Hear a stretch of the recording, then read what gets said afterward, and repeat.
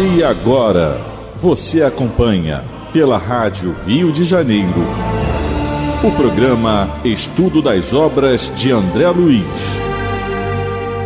Vamos refletir sobre o livro Nosso Lar.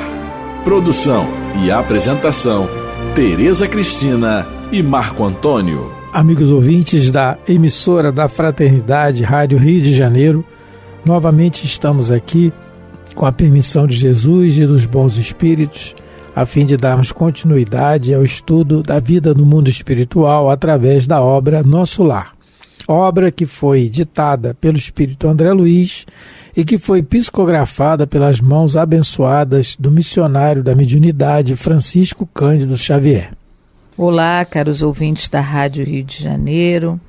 Começando o nosso estudo de hoje, estamos no capítulo 31, cujo título é um título bem expressivo, Vampiro. No programa passado, nós conversávamos sobre a dificuldade que a Narcisa e o André Luiz estão tendo em não entender o porquê da negativa do chefe da vigilância, Paulo, de não deixar a pobre criatura entrar e ser atendida lá nas câmaras de retificação. O André Luiz, ele ficou com certeza achando que era falta de caridade para com essa criatura que estava chorosa, que estava pedindo.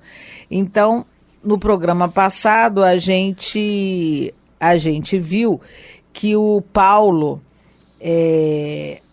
ele conseguia ver algo que nem o André Luiz, nem a Narcisa conseguiam. O André Luiz só conseguia ver a aparência dela de farrapos, chorosa.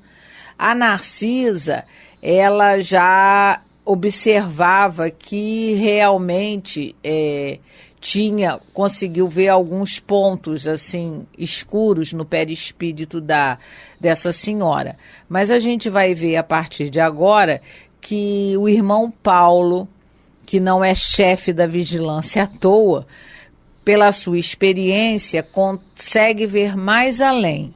Então a gente vai começar a ler a partir do parágrafo 33, não é? Do capítulo 31.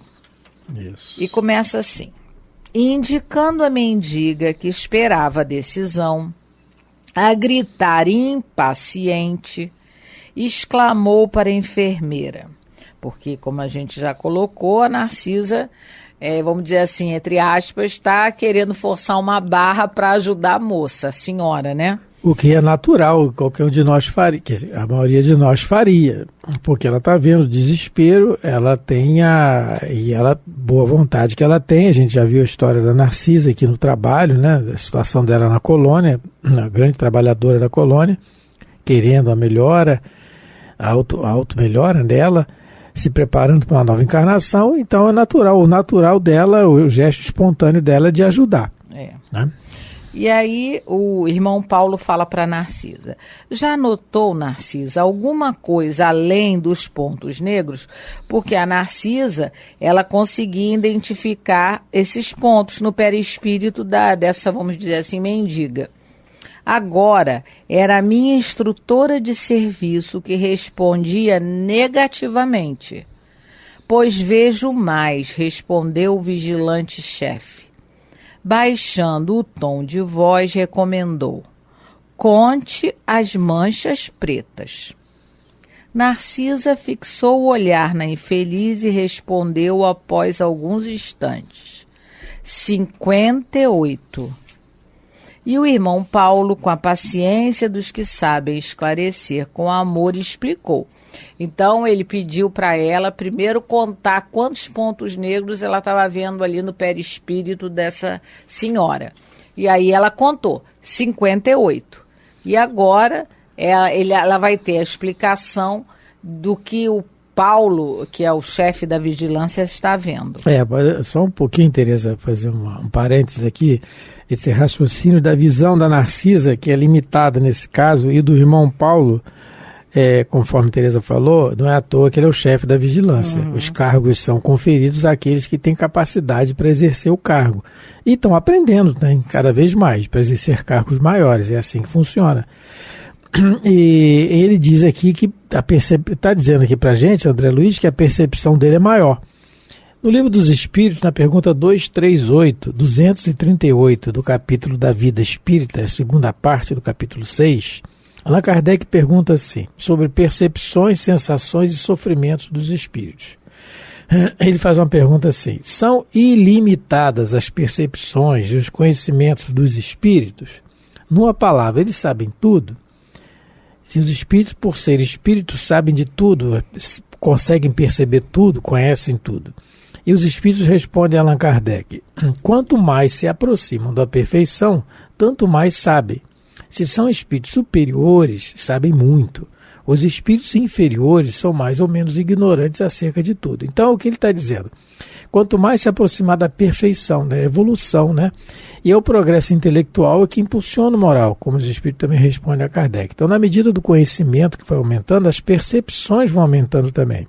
Fazendo assim fazendo um raciocínio em cima dessa resposta dada a Allan Kardec no que está aqui, é o que nós estamos vendo aqui com o Paulo, o irmão Paulo, né, que é o chefe da vigilância, né, ali daquele setor, com a Narcisa. Então, ele está já está mais condicionado, não. Adestrado, exatamente. Está mais adestrado, o conhecimento dele é maior para isso. Então, é uma questão da evolução, sim. Claro que os espíritos respondem a Kardec na questão da perfeição e tal.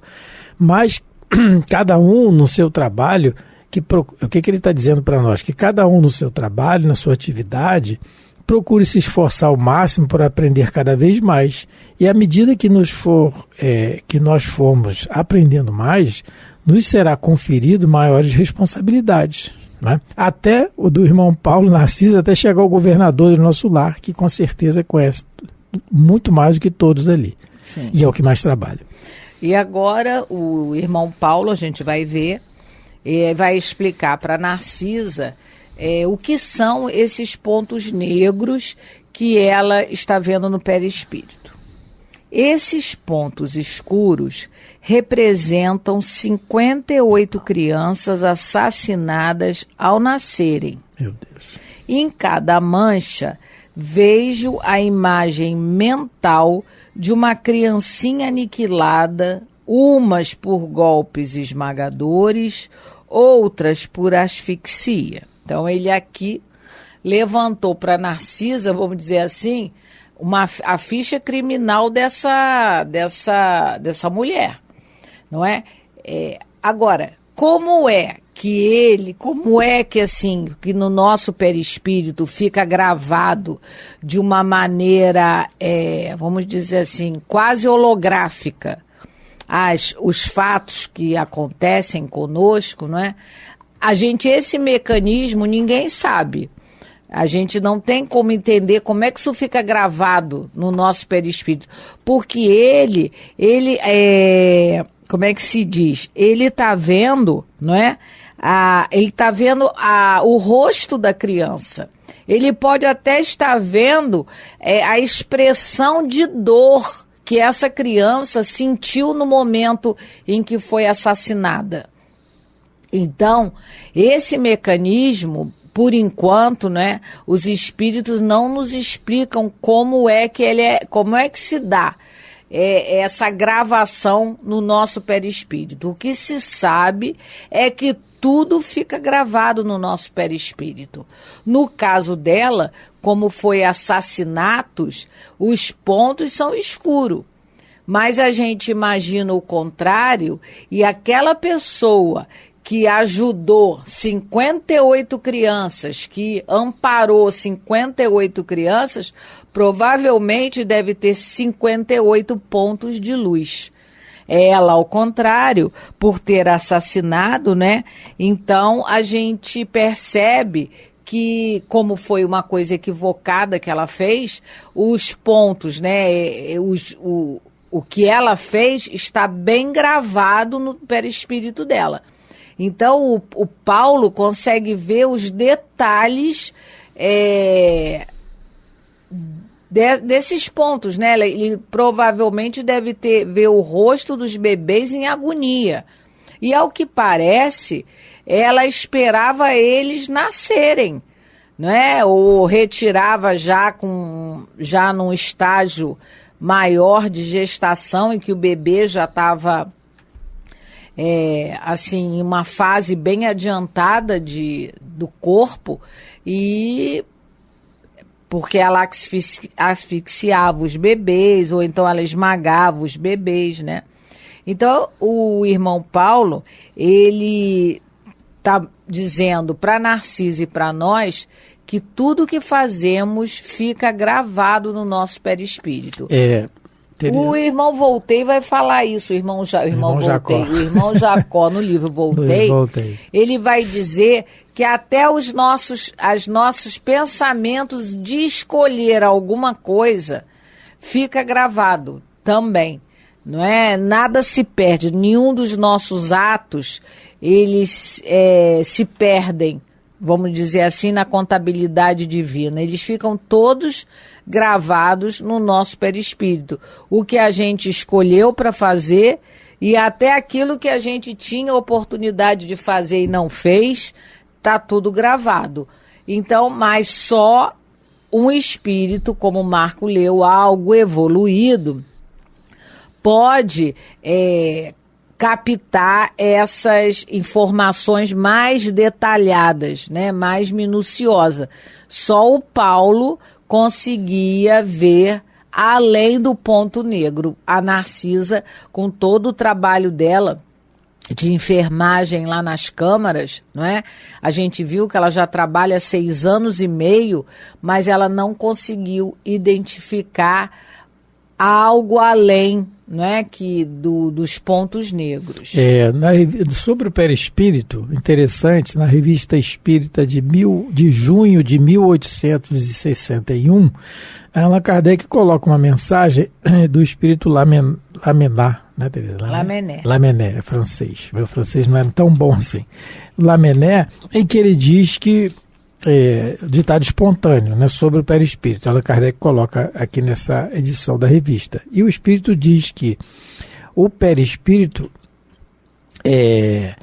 não é senão os que outros chamam um envoltório fluídico, material.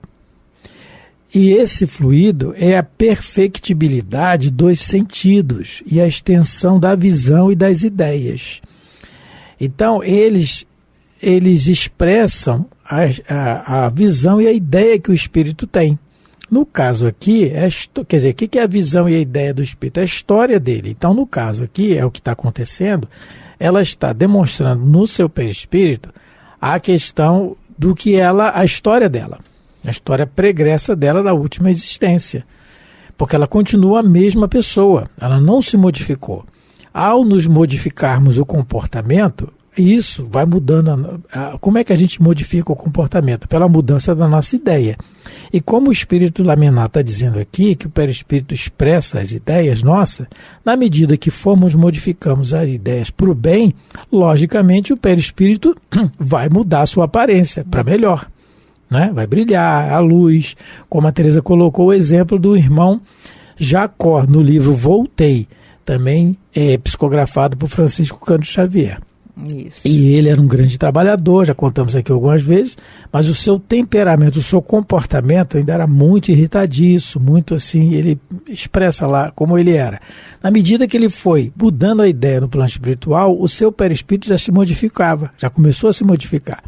Então é exatamente o que Kardec coloca aqui na Revista Espírita, que nós estamos vendo aqui com essa irmã desses 58, né? Impressionante, 58 assassinatos. Né?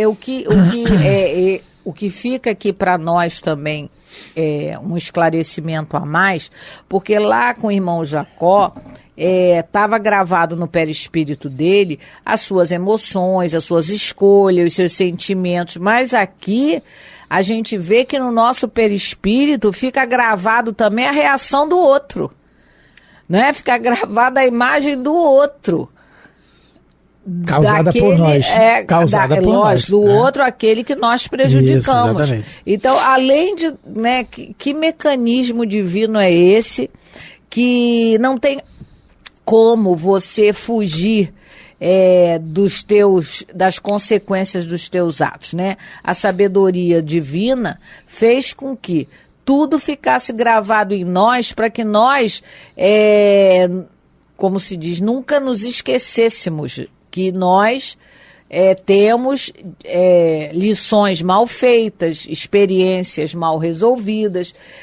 A gente não tem desculpa. Mas onde é que está isso? Eu não me lembro. Não lembra, mas está gravado. Uma hora você vai, quando a sua consciência despertar, porque a nossa consciência, ela tem estágios. Não é? Tem aquela consciência que dorme, tem aquela consciência que começa a despertar, tem aquela consciência mais lúcida. O Divaldo Pereira Franco, em alguma das suas palestras, ele falava disso, que a Joana dizia para ele que aquela consciência ainda adormecida é aquela consciência que vive como o animal, come, dorme e procria. Essa é uma consciência totalmente adormecida, não se importa com a vida de relação, não só se importa em cuidar, né, da sobrevivência, é uma consciência adormecida. Depois ela vai despertando, né, o Divaldo diz que quando a pessoa começa a se interessar em torcer por um time de futebol, se interessar por uma, vamos dizer assim, gostar de um desfile de uma determinada escola de samba, estamos dizendo assim, uma coisa mais simples, ou como ela já gosta de ver determinado ator ou atriz, já se interessa em acompanhar, ela já está despertando a consciência. E depois ela chega no estágio em que vai ficar totalmente lúcida. No caso aqui, essa senhora, ela está realmente ainda numa consciência totalmente adormecida. Mas um dia vai despertar e vai estar tudo lá registrado. E não é por outro motivo também que na nossa consciência está a lei de Deus. Para que a gente nunca dê a desculpa, mas eu não sabia onde estava escrito, por isso que eu matei, por isso que eu roubei, porque eu não sabia onde estava escrito. Não tem essa desculpa, então não né? tem essa desculpa. Tereza, só mais uma coisa aqui, ainda em cima dessa questão do perispírito. Porque nessa mesma mensagem de Lamennais, aprendi agora, de Lamennais, que, repetindo, que está na Revista Espírita de junho de 1861, ele vem dizendo que os sofrimentos, os fluidos terrestres são depurados em torno do pensamento. Então, o pensamento ele vai dar a qualidade do fluido que nós vamos ter no perispírito. Ele diz que quanto aos espíritos inferiores, os fluidos terrestres são ainda completamente inerentes a eles. Quer dizer, o fluido do perispírito nosso é inerente àquilo que nós fizemos aqui na Terra. É isso que ele está dizendo. Novamente voltando ao caso aqui da irmã. Então, ela tem essa questão dos assassinatos, o comportamento dela, o tipo de fluido que ela adquiriu, que ela angariou para ela, foi esse. Então, essas manchas negras que eles estão vendo, que não brilham, né? Porque se fossem salvar 58 crianças, vamos inverter as coisas, aí brilhariam, diferente. Era luz. Aí, né? Porque é isso que a gente aprende com a doutrina espírita, né? É aquilo que a gente semeou, a gente colhe. Aí, continuando. É a explicação do Paulo, não é? Essa desventurada criatura foi profissional de ginecologia. A pretexto de aliviar consciências alheias, entregava-se a crimes nefandos explorando a infelicidade de jovens inexperientes. Quer dizer, além de matar, ela também explorava, ela cobrava, e cobrava alto, com certeza, para que a honra das moças, né, não fosse abalada, vamos dizer assim, porque esses acontecimentos provavelmente no começo do século XX, né, final do século XIX, então era uma coisa assim, acontecer uma gravidez indesejada, era uma coisa que podia manchar o nome da família, ainda se dava, né, um valor fora do comum para um nome, para certas né, famílias mais bem aquinhoadas, materialmente falando. Então ela, além de assassina, ela era exploradora, não é? Ela deve ter, né, a gente sabe que muitas das vezes até chantagem poderia ser feita nesse caso por causa da situação das moças engravidarem, provavelmente, fora do casamento. E detalhe, Tereza, só mais um detalhe aqui em cima disso aqui, desse trecho, desse parágrafo, é que ele está dando detalhes, ele está vendo, ele está tendo a visão que a Narcisa teve, e ele está dando detalhes, muitos detalhes a mais. Ele está falando dos assassinatos, da quantidade, ele está falando da exploração e está vendo a imagem mental de uma criancinha aniquilada. Ele está vendo. Olha, para ele ter a visão, a história está nela. Isso quer dizer para nós que a história nossa está em nós. E se ele, vamos dizer assim, entre aspas, está bem entre aspas, que é um simples, não é simples, mas vamos botar aqui, dentro da hierarquia da colônia, ele é um responsável por um trecho de uma cercania lá que envolve a colônia, na segurança, e está tendo essa visão, fazendo um parâmetro, um raciocínio, o que o nosso guia não sabe de nós, hein? Tudo. Sabe tudo. Sabe o nosso pregresso, sabe tudo. Não é? Então, é aquilo que a doutrina espírita nos impele, a mudança do comportamento, nos impõe realmente, porque nós estamos sendo acompanhados por um espírito amigo que nos conhece desde muito e conhece detalhes, coisas que a gente já não lembra, por enquanto, graças a Deus, mas conhece os detalhes. Então, isso é um raciocínio muito legal que a gente consegue ver. E outra coisa também, acho que dá tempo, ele diz assim, 58 crianças assassinadas ao nascerem. Elas não foi aborto aqui, pelo que a gente parece que não. Mas seria a mesma coisa. A gente tem que pegar esse raciocínio que o abortar é a mesma coisa que você esperar a criança nascer e matar. Dá no mesmo. Você está assassinando ela do mesmo jeito. A gente tem que raciocinar assim. O espermatozoide, quando liga com o óvulo, já começa a formação, ali já está um espírito reencarnado ligado ali.